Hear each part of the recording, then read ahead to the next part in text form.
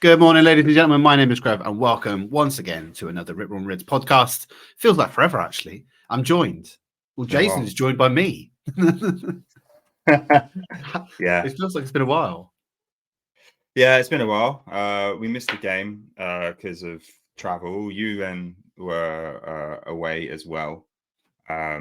So yeah, good to be back together. Get the band back together. Unfortunate circumstances in which we're doing it. I'd rather it be happier than this, to be honest. But there you go. You can't always pick and choose. So you went to the game. I did not. We're going to have a little bit maybe of a different opposing views from what we witnessed between the ground and the television. So let me whack on that intro music and then we'll get straight into it.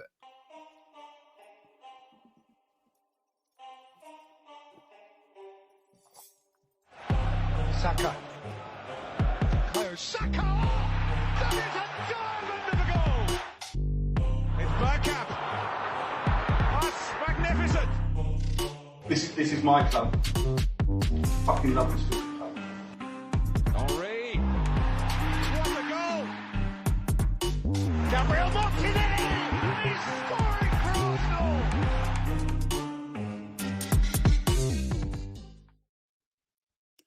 I always, I've said this a few times. Martinelli scoring for Arsenal is how that intro music always ends. And there was a period of time where he didn't score at all, and then he scored a couple. We were like, he's back. We're going to talk about it later on in the podcast because he's obviously not fully back yet, unfortunately. Yeah, let's cut that. Right. Yeah, let's start like we always start. We're going to start with a written review. Going to hand straight over to Jace. I'm sure it's going to be, well, it's going to be something. Go on, Jace. I thought about this very carefully. What the hell? What the fuck did I just watch? Thinking about this, I feel like deja vu. Have we not seen this episode before? Have we not lived through this before? This is the old Arsenal. I thought we'd got this out of our system. I thought this was gone. I didn't think we were going to get performances like this anymore. West Ham with I call it a smash and grab job. I think you saw last night. Like they came in, took a few chances, and that was it. And then there was nothing else from them the whole game. So proper smash and grab job. Arsenal unable to break any deadlock. We couldn't get it together. The final thing would not, final touch, final pass, final ball, final shot just would not come off. And incredibly frustrating, but I guess credit to West Ham. They put a proper defensive performance in, really. I was thinking Boxing Day. We went to Boxing Day game last year, didn't we? West Ham. I was like, Here we go. It felt similar. I was like, yes, come on, like 3-1. I went 3-1. I was like, yeah, we're going to win this. Very happy. And then the performance that happened was just no way equated with what we saw last year, and actually what it did feel like last year was Newcastle again. That really frustrating game when we were just smashing our heads against a brick wall. We're just such a dull, in a way, it was quite dull. Like we couldn't break the deadlock. It was really frustrating. We had no one that could break the deadlock. Why? Because Newcastle were just playing in a way we couldn't break them, and that was exactly what West Ham were doing. I just got so frustrated. We were trying the same things again and again, and like when you try the same things. Like insanity is the definition of doing the same thing again and again and expecting different results. And that's what was happening. I was just, anyway, that's my rant over. No, it's not a rant. This is completely like skewed, I think. Like I saw a lot of discourse on X over the fact that we don't really have a plan B. And that was on full show here. It's like we're going to keep trying to pick the lock with a fucking crowbar by the looks of things. And it just wasn't working. Yeah, there was nothing. Anyway, I think we need to talk about January in this pod actually as well. I know we didn't touch on that, but there's. Well, yeah, that's my rip room review. That's my bring it. I think that particularly Brentford are going to be rubbing their measly hands together at this point in time because they go like, right, that's another 20 million on Ivan Toney. Thank you very much, because our business in January has got significantly more expensive. everyone now knows the problem that Arsenal possess, and it is not defensively. Despite the fact that we conceded 2 goals last night, we're still the second best defense in the league to Liverpool, which was surprising to me. I didn't think they'd been that great, but obviously Van Dijk might be having somewhat of a resurgence. I've seen a lot of debate online about him versus Saliba, but we could get onto that at another time. We're 7th goals scored, and we're behind the likes of Tottenham, Brighton, Liverpool, Man City. You know, these aren't Tottenham, for example, are not a team with an out-and-out striker. They have Richarlison, Kulusevski. I mean, Son's obviously very, very good, but they're not. I mean, Son is, but the other two are not prolific goal scorers. We haven't had a player score more than 5 goals in our team. It is quite clear and obvious that we have a problem across the 3 games that we've lost this year so far. So I think Newcastle, Villa, and this one, we had 56 shots across those 3 games and no goals to show for it. It is completely I don't even know how. Like, you said it a lot of time, and I hate to kind of lambast you, I suppose, right, Jace? But like you said about, we like Jesus because he can do this other thing, maybe not this thing so much. I'm down in tools on Jesus because I don't care how much he can drop in deep and pick up the ball and make a pass. He's not doing the thing that a number 9 should be doing, and that's what we need to do in January is get a number 9. And I think our season results hang on the fact that we get one, and if we don't, I can't see us winning the league. I mean, I probably can't see us winning the league anyway. But there you go. I still go Champions League over league, but I completely agree. There was a point last night. I had a very good seat last night, row 6, very close to the touchline, where we were attacking in the second half, and Reece Nelson came on my side for Martinelli, and there was just so many times where they were just looking to cross the ball in. Like, it got to that point where we were just lobbing balls in, and I'm like, hang on. A guy next to me was losing his absolute shit. It was hilarious. But it was really frustrating because it was just like, we've got Trossard in the middle. We've got Jesus in the middle. I'm like, these guys are like shorter than me. I'm 5'8". Like, they must be 5'7". I don't know. Either way, like, was it West Ham centre back, Obong? I can't say his name. Absolute root. Ogbonna. Oh, yeah. Ogbonna, he's tall. I think it is. Yeah, Ogbonna. Yeah. He's massive, right? They ain't beating him in the air. So what are we doing? Like, as you said, there's only one route. And as soon as we try and go to plan B, we don't have a plan B. We do not have it. I'm pressing the Ivan Toney button right now. I'm like, I agree with you on Jesus there. Like, Jesus is not, it's not that we need to sell him. We don't need to cash in on Jesus. He is a good backup. He will be useful in many other positions. I think he, especially coming wide right, is a good backup for Saka. I think he came wide left at times last night. He drops in. He can even maybe play in that more of a 10 position if he needs to. So I don't think it's like we need to sell Jesus. That's not the case. But we need Ivan Toney. I'm saying it. I'm pressing the Ivan Toney button right now. There's no one else I want. I want Ivan Toney. Just go do it. But it's going to be... I don't know if you saw what Arsblog said. Arsblog... it's not Arsblog, sorry. Gunnerblog from The Athletic. He was saying it was most likely to be defensive incomings of number 1 priority. Yeah. A midfield, and it's more likely to be a loan to align with FFP. And I'm like, I don't know. Like, he's in the know. He has some good sources. He's more clued in than any of us on what's going on. And I was just like, my heart sank when I read that. Because I understand it. Yeah, I understand it though, because we do in our spine. You lose some of those players, and particularly like a lot of our weaknesses, and we'll get onto it. Are left and right at the moment, and injuries have compounded that issue somewhat, of course. But I look at the hard, cold fact. I mean, Arteta may look at the stats of this game and look at the XG, for example. Our XG was 2.73 this game. West Ham's was 1.52. We should have scored, but we didn't score. But we created 30 chances in this game, 5 big ones. Yeah. Can you remember any of them? I can't. I can remember one. Saka hit the post. I can remember that Saka hit in the post, and then I can't remember who was in for the rebound, but it fell to them and they missed it. The Jesus header at the back post is like, how are you not hitting the target there? Yeah, but he's too short. He can get. It doesn't matter if the ball's at 4 foot height. He's I was got to be right in hitting front of this. that. He's a striker. I was right in front of that. He wasn't ever. Yeah, he's a striker, but he's not tall enough to be in that position. Ivan Toney or someone taller can get himself around the ball and play it down. He went up. It was that was what's going to happen when you don't have a striker who can. When you're playing balls like that in the box, if you do not have a tall striker, do you know what? Bring back 38-year-old Olivier Giroud. Just bring him in. If that's what we're going to do. What a guy! I'm being serious, man. I'm being I'll serious. tell you someone that doesn't have a club, Jake, that we can bring back. Marwan Shamak. Okay, pass. If you want to, I'm all right with it. Yeah, let's pass. All right. Let me. I mean, great start. I will just say one of the bits as well. West Ham had 3 shots on target that game. They scored 2. They were significantly, and this is crazy to think, they had their 3rd and 4th choice centre backs. Not their first and second choice. Paqueta went off injured, who's likely their most creative player. We all probably feared for the fact that Kudus was going to absolutely rinse Zinchenko, and I don't really think he did this game. But Zinchenko didn't have a great game. We'll get onto it. But the fact is that he wasn't. We got lucky. Yeah, he wasn't left for toes. So it's a mental block that we've got on the striker aspect, I think.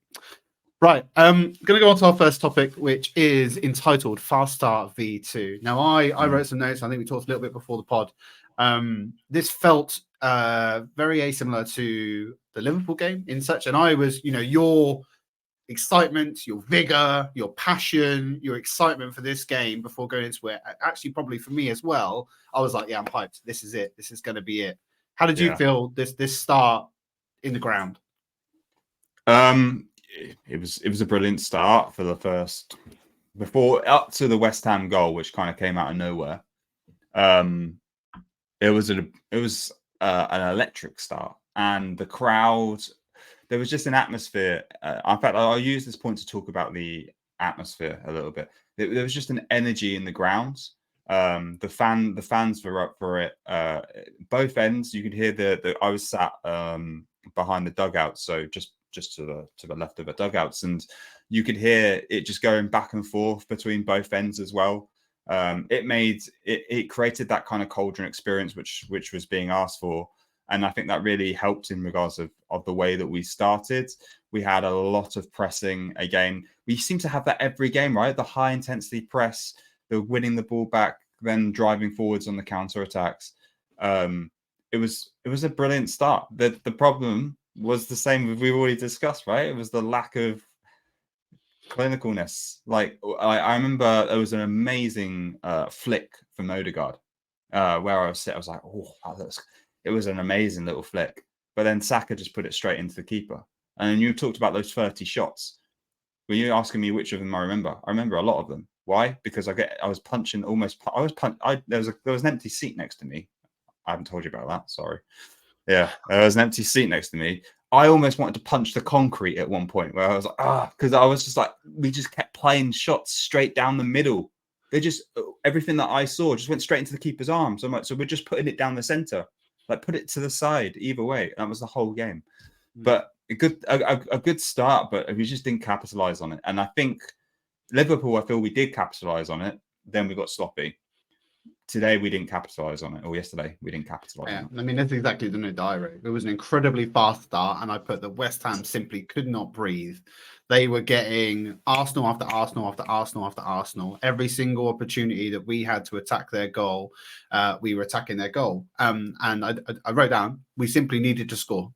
And you're right, we weren't clinical. We didn't finish on our chances, and we paid the price for it effectively. But and this is part of our risk and reward football. Let's say when we do swarm around and press and do that, we get caught quite often on the counter because we commit a lot of men and a lot of our defenders high up the pitch. There were times where West Ham, with a better ball and a better striker, would also probably score more than they did, because they could have easily counted on us quite a few times, and we were fortunate, I would say, to get away with just 2-0. But you said it leads up all the way to. Let's talk about the next segment's called Arsenal, which is all about VAR. And let's talk about. I want you to just walk me through your experience in the ground of the West Ham opening goal from your perspective. So, I mean, again, this was right in front of me. the ball went out to they were in kind of in our half, just inside the center circle, and we weren't pressing as aggressively as I thought we could be at that point to win the ball back. And they were struggling to find the pass. Then an opening came up on the left-hand flank or on our right-hand side, and Ben White wasn't quick enough to get to it. And at this point, where they put the cross in was right in front of me, and I was like, "Oh, that shouldn't, like, we should deal with that." And then all I saw was a ping pong of the ball. I couldn't actually tell who was doing what. I didn't see that the ball went out either, to be fair, from where I was sat, because it was like a ping pong ball. And all it ended up was with Souček's foot putting it in. And at that point, I was like, I couldn't believe it, because when a ping pong ball is going into the box, it can go anywhere. But I have so much faith in Saliba and Gabriel at the moment. I was like, we'll deal with that. Like, it's just a cross. Like, that's just their bread and butter. We'll deal with that. It's fine. And I just couldn't understand how that had gone in, but it had. I guess situations like that happen. What we had no clue about was the VAR situation, right? We didn't realize that the ball had gone out. Now, in the ground, we just had for about 4 minutes of just no idea. Don't show replays, as you know. We were just like, what's happening? And the only way, there was a bunch of us all around. It got texts at the same time. I think I was messaging you going, was it in? Was it out? Because we didn't know. Then you said, it's out. It looks out. And then others had the same. And then we'd all been informed it was out, because everyone watching TV at home had told us, and then they gave the goal, and we just couldn't understand why. And it was incredibly frustrating, because for the fan experience, it was just like, we're entitled to know why 4 minutes of a game we're paying to watch is being taken away from us, and why, and what the decision and the outcome was, and why the outcome was. Just gets really, I get why they don't show it, because they don't want us to all go lynch the ref, but they also don't want to influence his decision. But it is, I'll get onto it or not. Yeah, I mean, I've seen the pictures, inconclusive, like, bollocks to it. It's absolute bullshit.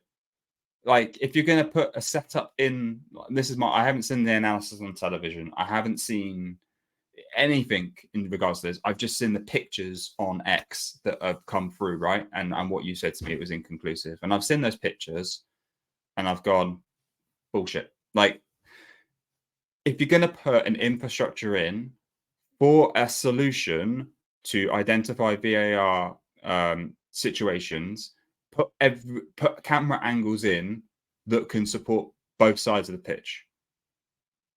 You can't just have one side of the pitch. You've got a rig on the top of the stadium on the other side. Put cameras up there as well. There must have been cameras up there. You couldn't have just had cameras on one side of the pitch. Why have you?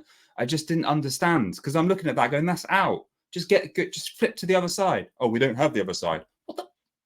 It's $1 million game we're playing. Like, what? I just, sorry, I'm angry. I haven't let it go. I can tell that you. I get your anger, and I'm pretty like blasé about it now, because letter of the law wise, I can understand how it's not given. Like you say, it looks, his leg is masking the ball. His leg is in front of the ball, so you can't tell, but his leg is like behind the post, so it's like, you can see that it's not out, but you can't see the ball. And because they can't see the ball, you cannot conclusively say that it's out of play. And this is where my problem with this whole thing is, that the current argument for all of this and other decisions that we've had, not just us and other teams as well, is that VAR has to have, like, without a shadow of a doubt, conclusive evidence to suggest that they changed the on-field decision. Now, the referees are not making on-field decisions. This is the problem.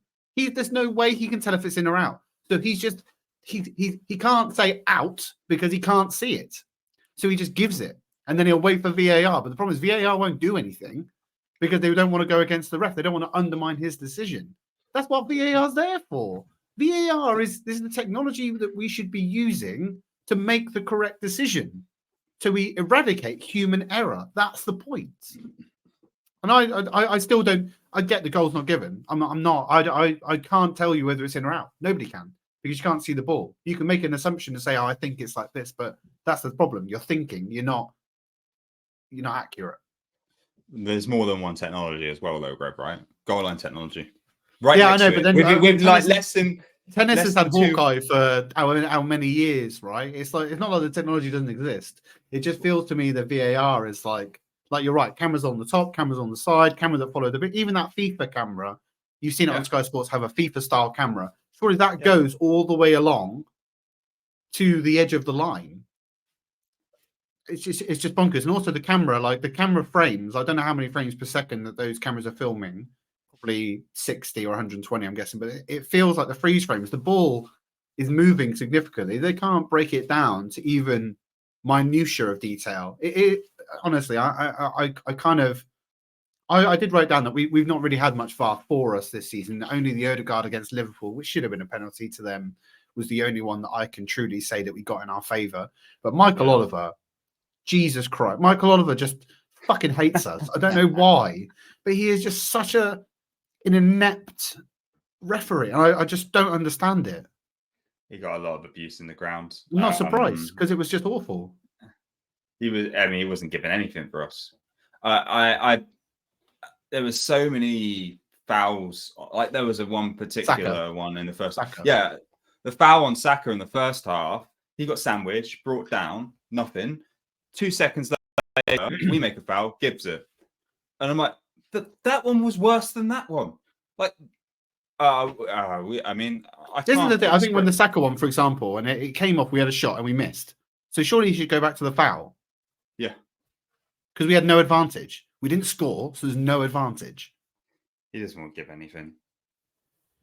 Right. I don't know if there's anything on VAR else you want to say, or have you said enough? I mean, the one thing I was saying, like I was jokingly saying, like within like 2 or 3 yards of where that ball went out. I'm sorry, it went out. There was goal line technology. Now you could use that same technology there. You could have used that same technology in Newcastle. Maybe someone should put a call in to the FA, to the Premier League, and go, guys, VAR is not working in these instances, but we already have a solution for it. So let's use it around the whole pitch, not just the goal line. Yeah, I suspect it will maybe come in next season. They obviously can't change it midway through the season because it just won't happen, and it's unfair against all the other decisions that may or may not have gone people's way versus the latter half. But I don't give a shit. I'm sorry, I'm so angry about it. You can tell because you can tell I was in the ground last night because there's just this venting frustration. It's not an injustice because ultimately I'm frustrated that we couldn't score, and as I said, we'll talk about our problems in the attack, but still the referee performance, the VAR decisions, those feel very they're just adding to that frustration, and I'm still not over it, clearly, about 14 hours later. Well, I don't want to carry on your rant, but I'll do it anyway, just because I just like pulling the Jason string and seeing it go off. The next segment is called Set Into Pieces. So it's about set pieces, and they were frankly abhorrent last night, in my opinion. We had an absolutely awful evening on set pieces, but there's one in particular that Jace wants to kind of talk about from what he could see directly in front of him. So I'll pull the string, Jace. Let me see where it spins to. So it was the one where I think Trossard made the really bad pass, right? And we had an opportunity to whip the ball into the box when, the only chance actually legitimately to whip the ball into the box because our defenders and Declan Rice had gone forwards. There was actually some players that can compete for it. And we decided to play a short pass instead, which was a complete and absolute fuck up. But what was more hilarious, so as I said, sat by the 6 rows in next to the dugout. I have the luxury of being very close to Mikel and his coaching staff. Every set piece, and this one in particular, Mikel's using his hand gestures, points to Nico. Nico, get up, get up. Sorry, I'm waving. He was using his arms. He waved Nico up. Nico went and goes to the edge of Mikel steps outside of his little box back into his seat because I think you're not allowed too many people in the box at once. Nico comes into the box. He's doing his orchestra stuff. He's waving his arms. He's doing something. Not one player was looking back at him and for instruction. So he's just there, just like playing his musical orchestra, trying to orchestrate what he wants to happen, and not one person was listening to him. And then obviously we played the ball, and it was just like, yeah, Nico, fucking sit back down. No one's listening to you, mate. No one's listening. But that happened again and again and again and again. Every time we have a set piece, Nico gets up and he's doing all this stuff, and you can see no one's listening to him. Like, no player is turning around and looking at him, giving him direct eye contact, going, yep, understood. Yep, let's do that. Yep, we're going to do set piece A. We're going to do set piece tango, whatever, blah, blah, code names, whatever they're doing. Nothing. Absolute nothing. It's like, Nico, what the fuck are you here for, mate? Just sit on the bench. Yeah, I mean, even if they had some direction, obviously from training, like our corners were frankly awful. Absolutely shocking. Yeah, I mean, Trossard had a bad game. Let's be honest. I think all of us are like now going. I mean, you sent my apology letter already to Kai Havertz by proxy when I wasn't about, which is fair enough because I'll let you do that because I think we missed him quite a bit last night. His physicality, his duels, I think he could have scored in this game with some of the opportunities that maybe we had. Anyway, yeah, Trossard's corners particularly were really bad. We just can't. I don't know whether or not it's because we have scored. I think we scored from one or maybe two where we've hit that first player and you get a little skid off the top of the first player's head. I think Ben White had one that was on target and got saved off the line a couple of games back. So we keep trying it. But it's like we've run out of ideas. Like you say, plan A is all that we've got. We don't have a B, a C, or anything else beyond that. It's like, or we tried the back post one in another game, didn't we? I think there was a weakness. I think it might have been Brentford or somebody else, but we kept on hitting the back post. No, that's against us. Sorry, Aston Villa kept on doing this to us, like the back post corner technique, and we devoid of any ideas. And we're usually pretty good at set pieces. I still think our record for set pieces is really, really good.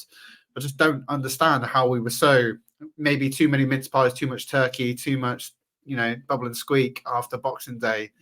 I don't know if that's just weighing in on our tummies and our minds somewhat.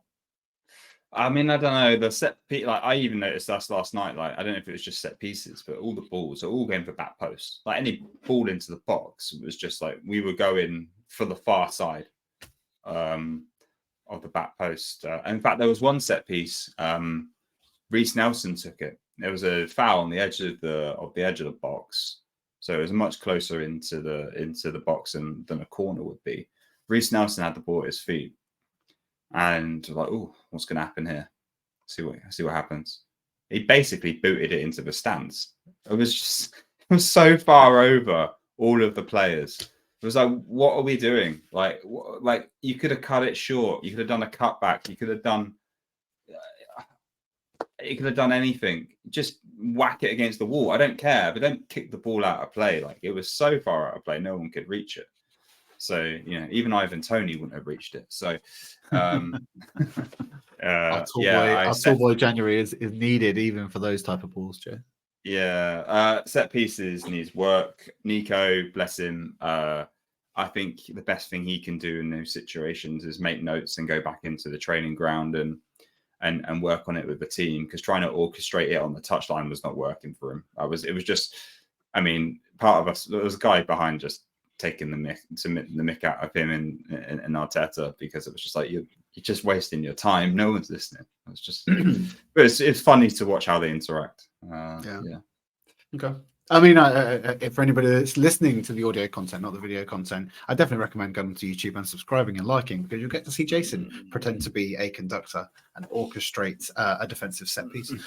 Right, next one is probably going to be our biggest segment, I reckon. It's called Scapegoats, because I think there was probably a lot of potential scapegoats in this team, in this game. We lost obviously 2-0, and we had a lot of chances, as we've discussed already. Lots of players to rip into, Jace. Who do you want to pick? Who do you want to choose? Who's going to be on the chopping block for you? Let's start with a controversial one, because you have a different opinion on this to me. I was really frustrated with Odegaard last night. You thought he was our best player. I'm going to bang this up then. This is our segment now. I'm going to bang out now, though. It's called Winter. All right, let's do that one first. Let's do that one first. All right, I think, I do think that there's a different type of Odegaard when the weather hits a certain temperature. But I'll let you give your opinion first. Well, we can break a deadlock, and that was because West Ham were playing a very low block. And they had all of their players in our half, with most of them in their box. And we had, bar a couple of the centre backs, all of our players around the box. So the volume of people in such a small space was very high, and therefore space was just, there wasn't any. And we were playing all these short little passes. We were playing Arteta ball in that small space. We were playing proper Teta ball, and Odegaard is the king of Teta ball, but it just wasn't working.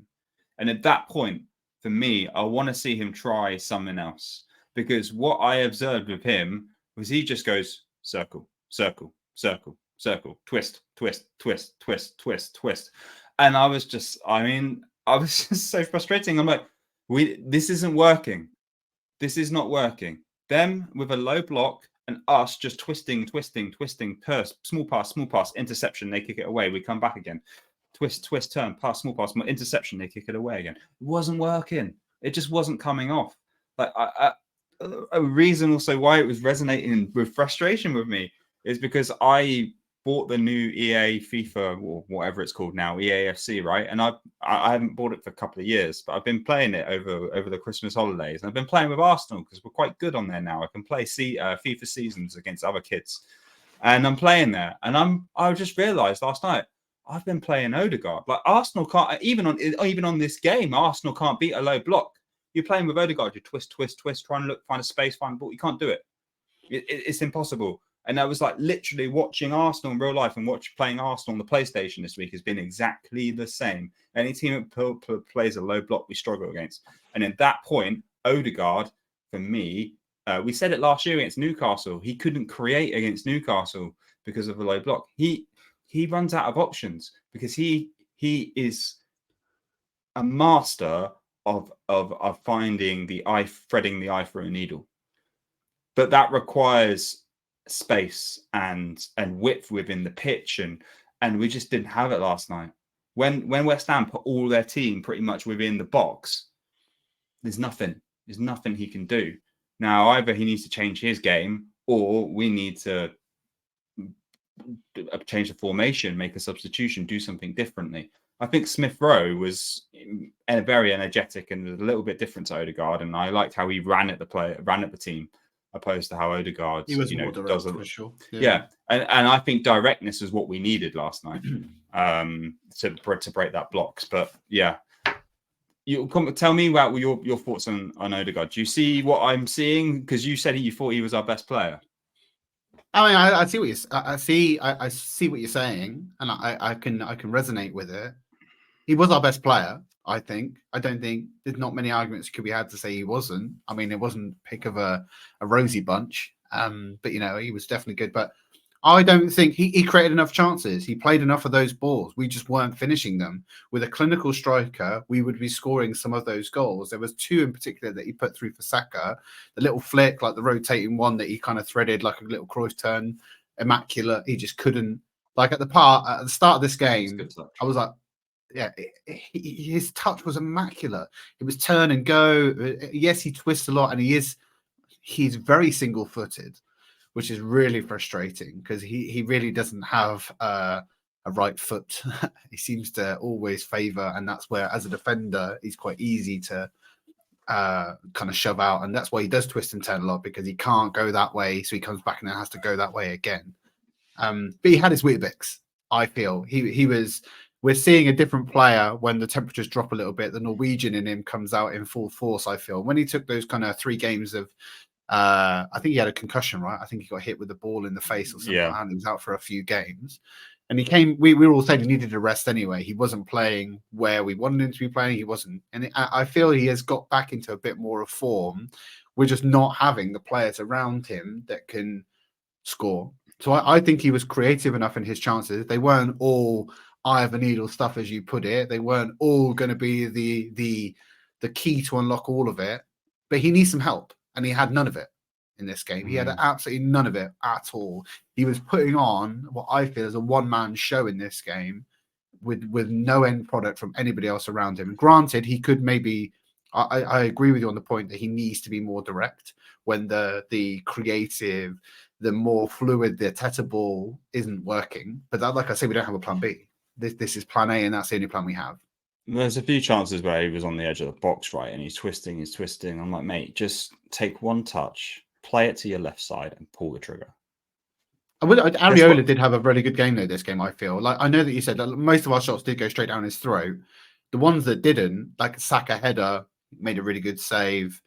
That was the only one I can really recall. But he had he saved everything in front of him. Yeah. So I feel that we did start not shooting from distance because we just weren't. Any shots we had from distance just felt like they had no pace or no. Even Saka's cut inside and trying to hit the top left corner were really poor. Yeah, that was not good. I mean, I was saying, don't do that there because it wasn't my time. The only Declan was decent in my opinion. Oh, all right, we can talk about that if you like. Because okay. So you're saying Dec's worst game for Arsenal? Well, let's move on to scapegoats then. We can get back on to the topic at hand. But yeah, I feel this was Declan Rice's worst game in an Arsenal shirt so far. And like I said, usually he's dropping 6, 7s and 8s on the 7s and 8s, 9s on the regular, and they kind of just go a little bit unnoticed. For the first time, I think I've seen Declan Rice play a loose ball. He played three loose balls in this game that I could care to count. And they were really, really poor. And I feel that maybe it's really, really funny. I'm sure you've probably seen it as well. A bit of discourse before this game. Arsenal's match day graphic, 24 hours ahead of the game, was just Declan Rice all over it. And it's like all the West Ham fans are obviously getting their back up at the fact that look at the fucking brazenness of this club sticking our guy all over their media coverage and just sticking it to us. And I mean, David Moyes is not this type of manager. But if it was me, I'm sure Arteta has done this in the past, he'd be rolling that picture out in front of them in the dressing room going, this is what they've got now, and they think they're better than us. What are you going to do? And I don't know whether or not we would have known everything that West Ham were going to do in this game because Declan would have told the club, here's what they do, here's how they set up, here's how they block, here's how they do this. So we should have known everything there was to know about West Ham in this game. And granted, we couldn't do it. But Declan, I don't know whether or not it's the occasion, the mutual respect that he has. I don't know if that's it or whether or not it's just his first poor game. But for me, he wasn't doing his usual thing when we were losing, which is dragging the team forward. The captain's mental fortitude inside of him. He is not our captain, but he has that ability to bring the team forward through the game. He wasn't doing that. And I wrote on my notes, it just felt like one of those games we're just never going to score. Doesn't matter what we do, we're just not going to do it. And he wasn't helping that fact. He was also defensively not up to his level. There was one really good challenge that I did remember seeing where he did cut out a ball where they were breaking on the counter. That was really, really good. But his passing, this is where we miss Thomas Partey, in my opinion. His Thomas Partey's passing is incredible. He can really link that defensive midfield position to the forward positions that I don't think we've seen from Declan Rice yet. We've seen Declan Rice do the defensive duties much, much better than Thomas Partey, and that's why we probably need both of them. Go on. Tell me if I'm wrong. I mean, I don't think we see Thomas Partey in an Arsenal shirt again. I don't think really. He's back in full training, and we need him, Jace. Although he'll probably go to AFCON and break his leg again or something stupid anyway. So. Well, he's going to go to AFCON, so yeah, he's going to AFCON, and we're going to sell him to cash in. We need financial fair play, so so yeah, it's that's done. I think personally, but look, I observed Declan still making plenty of interceptions last night. Controlling the ball in the midfield. He wasn't maybe pushing forward with as much aggression, but I think the way that West Ham were playing was preventing us. I don't think that necessarily he was at fault for that. I think the way that West Ham set up, we struggled to play against. It's as simple as that. We struggle to play against a team that sets up that way. We know this. Yeah, I did also notice a few loose passes, and maybe on a personal level for him, it was his worst performance in an Arsenal shirt. But I don't think he was our worst player by far. No, I don't. Neither do I. Neither do I. So I mean, go on then. Tell me who you think was. Zinni? I don't know. I don't think. Look, I reflect on West Ham's chances. So Zinni, maybe it's because he's very much in the focal of my mind after what I said in my last pod. But he made a couple of silly fouls. Again, a couple of loose passes. We had control of the ball at one point in the West Ham's area, and he decided to do a pass back and just gave it straight to a West Ham player. It was Kudus, and just like I was so frustrated. It was like at one point we had the ball in West Ham's half with the ability to move forwards and create a chance, and the next thing he's just passed it to Kudus and gone, go on, run to the other side of the pitch.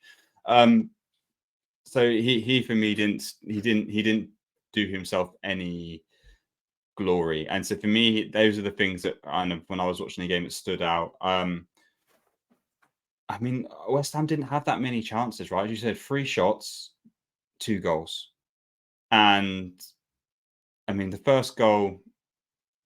I mean, should it have even counted? We've already discussed that. We didn't talk about this part though. The fact is that Gabriel and Zinchenko basically ran into each other and caused that ping pong ball to ricochet back out to Bowen. That's how the goal resulted. And it's a lack of communication. It's a lack of defensive and spatial awareness that Zinchenko, and admittedly Gabriel's part of that as well, but like you say, probably Zinchenko's just at the forefront of people's minds at the moment. I'm just like, it's just poor. Zinni was the one for me that stood out. I mean, I don't know why in my eyes Saliba can do nothing wrong at the moment, and I'm trying to recall if he made a mistake fundamentally that cost us, but I don't think he did. The things that stood out to me was when he had the ball at his feet and he was calm and collected. We're being pressed by West Ham, and he did one quick flick and a turn, took that player out of contention and played a lovely pass, and I was just like, oh, I love this man. By the way, up close, he is huge. He is an absolute beast.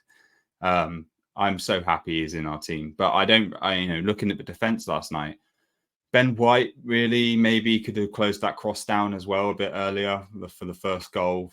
I do feel we're missing. At the beginning of the season, I was saying keep Tierney, sell Tomiyasu, and I eat my words. That's an apology letter right there, because we need Tomiyasu back in the side desperately. I don't know how close he is to coming back. We missed him. He's in training, massively. so I think he's close. We missed him massively. Well, I was texting a West Ham mate on the during the game, and he was very clear. He's like, "Who is your left back?" He's getting ripped to shreds, and I was like, "Is he your first choice?" I was like, "No, our first choice would be Timber. Did his ACL. There's talk of him being back in February and March."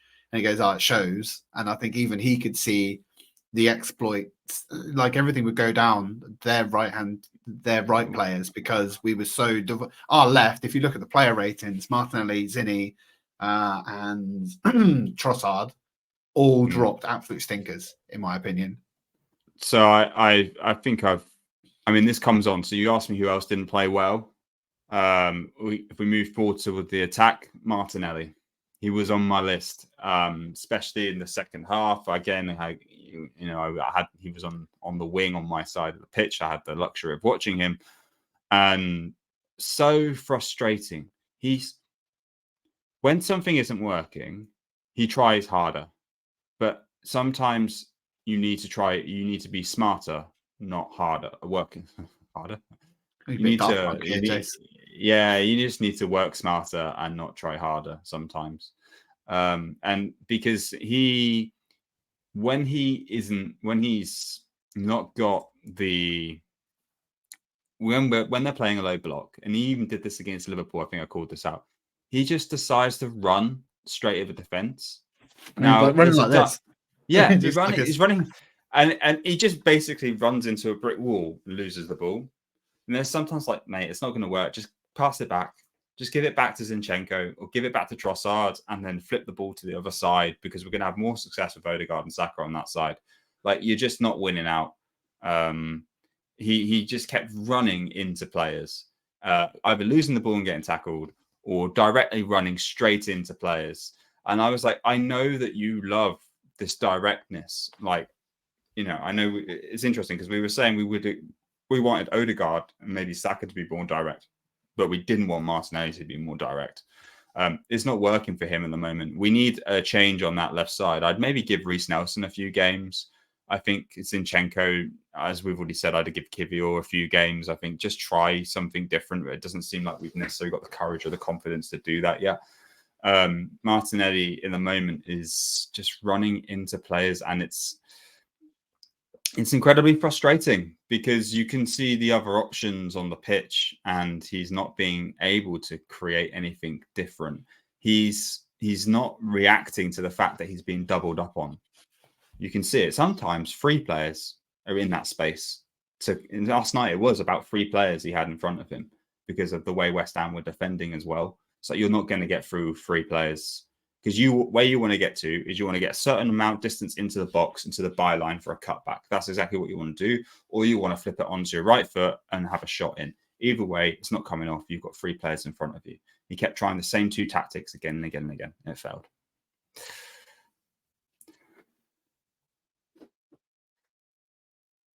What about you? Who else? Is there any other players? How many? I'm going to call out the whole 11 at this rate, Jess. Like, I agree with you, Martinelli. Really, really poor. Not, just so his execution is really, really poor. His touch was really, really poor.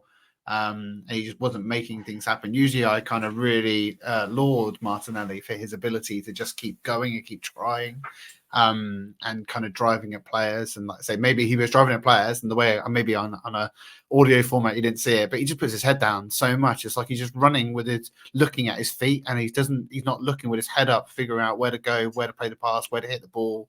That was really bad. I think Saka had a poor second half. I think he had a good first half, and I think he looked. Yeah. There was a lot going through him. We've seen this before. Like, say, that Odegaard, Saka, Ben White kind of partnership down that right-hand side is usually the most fruitful for us. But he looks... There was a point in this game as well, and I think he did it. I can't remember which game it was. It was recent. We were talking about it. Actually, it was the game we were at. So that was Brighton, where he just gave up, and he looked absolutely knackered. And it was like, you just need to get him off because he was just tired. But it seemed in this game too, there was a point where he lost the ball and he just kind of went, meh, the defense will collect that. And it's like Arteta, I mean, he plays him into the ground. So he's kind of at fault as well. But the fact that he'd be going mental at him at that point, going, what are you doing? You lose the ball, you track the runner and you go back and get the ball back. That is how I taught you to play. Well, I know, but that's what I'm saying. So maybe he just played him into the ground. But we've now got a 2-day gap between when we play Fulham. We're playing Fulham on Sunday. You're gonna have one training session, if that. I don't even know if they will. They must have a training session today. Yeah, I reckon they were knackered. Or day off today and then have a Saturday training session. But we've got two full days to prepare for that match, and Saka's not going to get any fitter in those 2 days.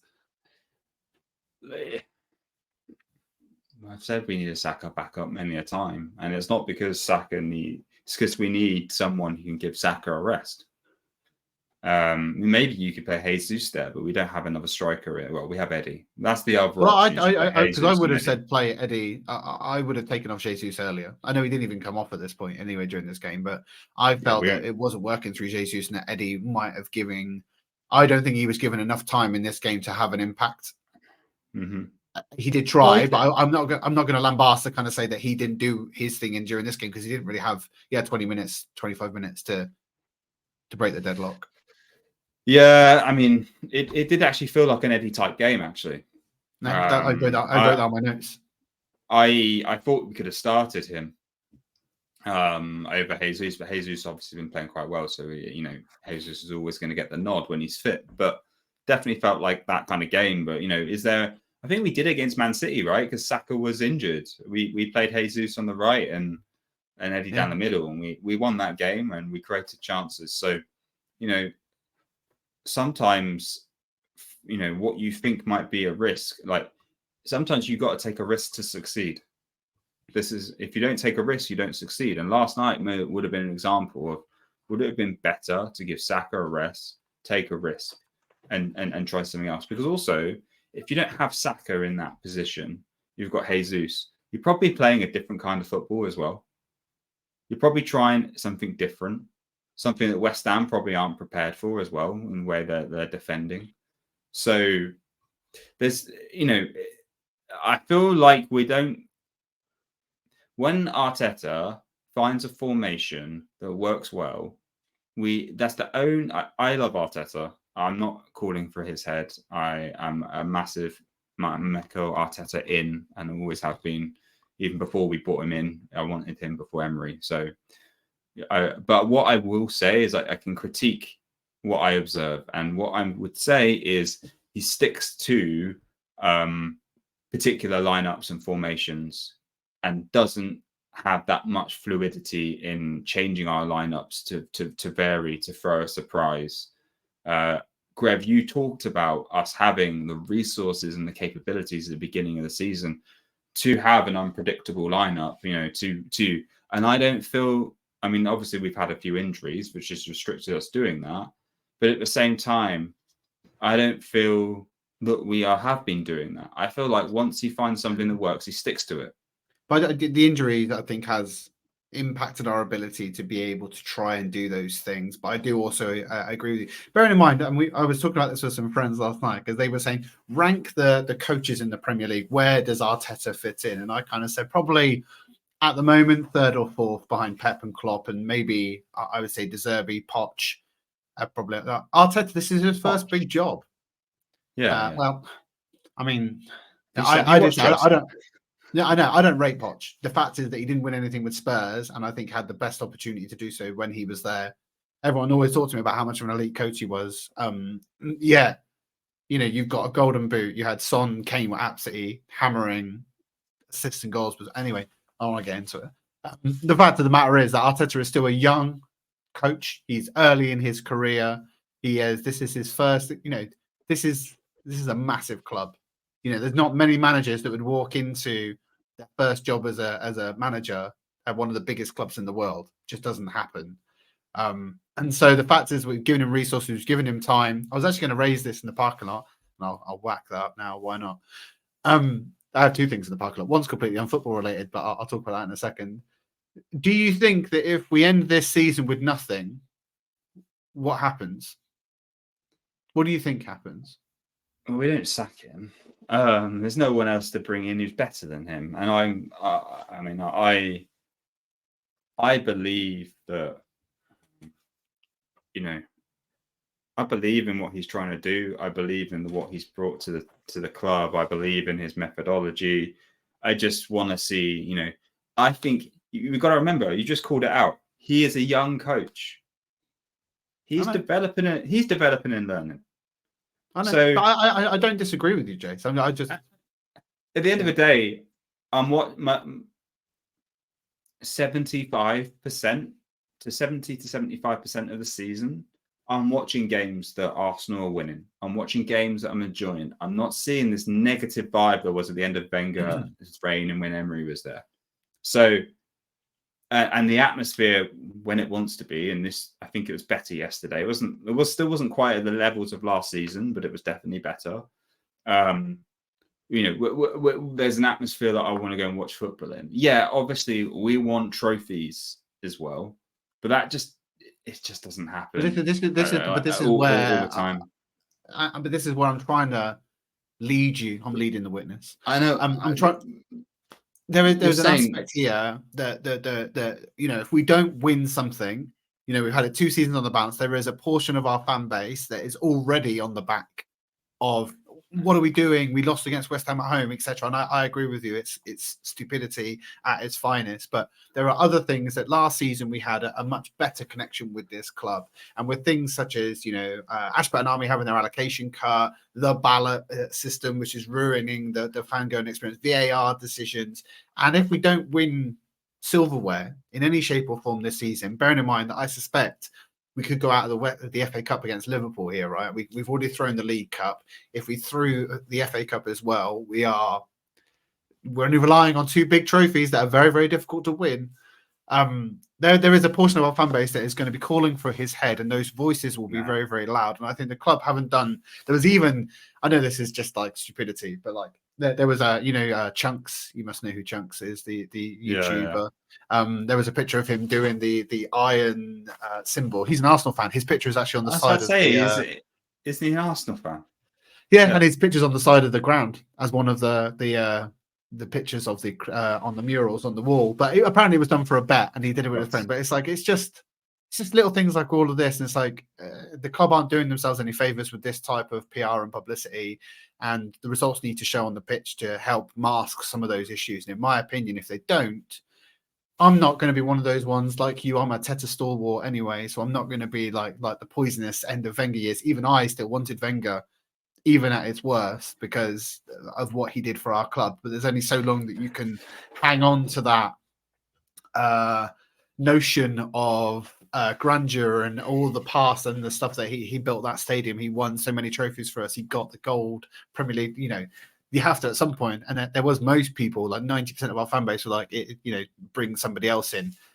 I can hear those voices getting louder. Yeah, and if I go right, who yeah, I know. I rate De Zerbi. I rate De Zerbi, and that's I was about to say he's the only person you could bring in, but at the same time, there's something valuable about our having. I know it sounds stupid here. Arsenal DNA in the club, like Arteta, Mertesacker, Edu have played for the club. They know what it means, and I value that more. I think than. And De Zerbi, great coach. And yeah, of course, we can't have Arteta. He's probably the next one I take. But Arteta's won an FA Cup. He's a young coach. He's mature. He's going to make mistakes. Look how long it took Klopp to get a Premier League trophy. Look, so I know. I don't want him to go either. I'm just. I think we give him as much time as he needs. I know that sounds maybe like what? Well, I'm like, yeah, well. Give him time, because who else are you going to bring in? You're going to bring in De Zerbi, then you're going to go through the same process again. We're already on a road, so let's not go through it again. And then after that, who are you going to bring in? I don't want our version of Ten Hag coming in. I don't want another Unai Emery. Like, I'm sure if he came in now, maybe more successful. Now he can speak English, but I don't buy into that. I think you just gotta have faith and trust the process. I know it sounds very. There'll be fans. There'll be fans. Get the hashtag out, Jess. Get the hashtag out. Yeah, there'll be fans telling me to do one right after that. But it's like it's genuine, right? I think we work in corporate organisations where we know that trust the process is important, and I think it's the same here. Yeah, a lot of people say it's not about the end goal; it's about the journey, right? And that is like we said last season, even portions of this season. The fan going and crowd going experience and watching Arsenal has been significantly better than it has been over the past decade. And the connection with the club is significantly better, and the engagement with the club is significantly better. And our feeling towards, and like you said there, that attachment to Arteta, and he knows what it's like to play for Arsenal. We are a class outfit. There is no denying, I think, that's why other fans hate us, because we're not Chelsea. We're not Man City. We're not getting 115 charges trying to move our way to a Premier League trophy. We're not spending billions and billions on. We were talking about this last night. I can't name anyone in Chelsea's side anymore. Who the fuck are all those players? I have no idea who any of them are.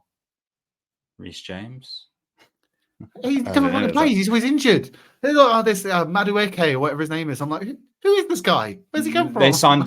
They signed a load of kids who I'd never heard of. Up and coming talents from I don't know where. But yeah. All right. Another time, I think maybe during the international break, I had this idea, and I'm going to throw it out there now. We could do a drunken Rip Roaring Reds, and then we could really get it all out, Jace. Did I not just do that? Maybe. There was. I said one parking lot bit I wanted to add, and this is completely unfootball related, and it's going to make me sound like an absolute clown, but I want to say it anyway because it's just for the clicks. I was putting up some furniture yesterday, and I've not bought one before, and it was absolutely life-changing. I bought an electronic screwdriver, and oh my god, it has changed my life. This, honestly, putting up furniture was a fucking breeze. I was just just this electric screwdriver was just unreal. And I anybody that doesn't have one, bite the bullet, go and buy an electronic screwdriver. Your life will change when it comes to DIY, and it's just hit me, Jace. It's just a great thing. Is that not just a drill with a like? I've got a drill. It would be, but my drill, my drill's got. I think my drill's got SRS. I think that's what it's called for like masonry and wood and all that kind of other stuff. So it can't connect into. So I bought a little Bosch. There are other electronic screwdriver manufacturers that you can purchase as well. So it's not an advertisement, but it was great, life changing for me, Jace. And Bosch, if you want to send me another one, if you want to send me one, I'll take it. I'll talk about it. It's fine. That's right. Yeah. I'm gonna give him a little backhander now. It's fine. Right. That leads us to almost the hour mark. A very, very heavy set of topics, hopefully to end on a bit of a wow. It's been a bit of a downer. Obviously, it's a 2-0 loss. What can you do? Jace, if our audience are grabbing our content, what would we like them to do?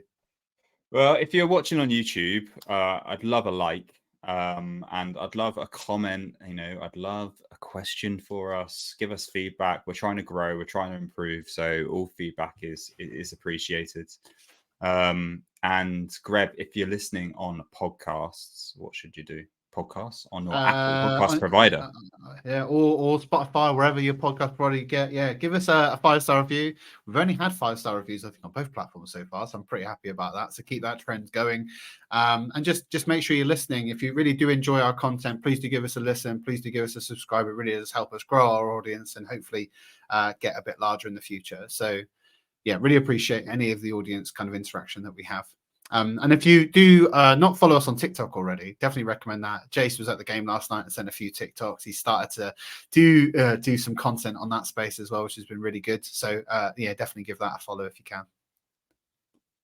Right, we're playing Fulham on Sunday. Maybe, and we've not talked about this yet, we could try live, Jace. I don't know if you're available. Sunday, yeah. I'm not celebrating New Year's Eve, so yeah. Okay, right. So we might better do a live. So we'll catch up with all of you again on Sunday to hopefully see Arsenal back at their rip-roaring best. Other than that, have an enjoyable time between your Christmas and New Year, and we'll see you again very, very soon. Cheers, guys. Take care. And now I've got to get that outro music. When I can find it. There you go. Boom.